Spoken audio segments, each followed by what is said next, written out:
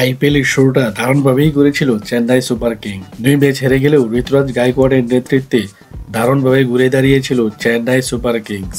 এক সময়টায় দুর্দান্ত কিছু ম্যাচও জিতে নেয় তারা, যখন আবার বল হাতে আগুন জ্বলা বোলিং করেছিল cutter master Mustafizur Rahman. Baby Malinga খ্যাত শ্রীলঙ্কান মাতিসা পাথিরানা, কিন্তু নানা কারণে শেষের দিকে পুরোপুরি শেষ হয়ে যায় চেন্নাইয়ের শক্তি।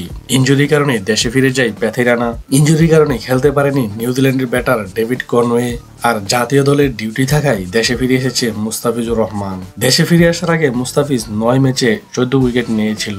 এর মাঝে কয়েকবার শীর্ষ উইকেট শিকারী হিসেবে পার্পল ক্যাপসও জিতেছিলেন মুস্তাফিজ।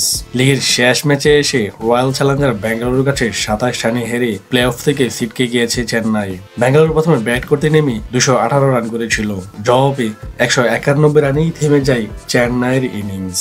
ম্যাচ শেষে সংবাদ সম্মেলনে এসে চেন্নাইয়ের অধিনায়ক ঋতুরাজ গায়কোয়াড় মুস্তাফিজকে মিস করেছেন। তিনি বলেন, ভালো উইকেট ছিল, বিশেষ করে স্পিনারদের জন্য। টার্গেট দেখে খুশি হয়েছিলাম। আমাদের ইনজুরির সমস্যা ছিল, ডেভিড কনওয়ে খেলতে পারছেন না, মাতিসা পাথিরানাও ইনজুরির কারণে চলে যায়।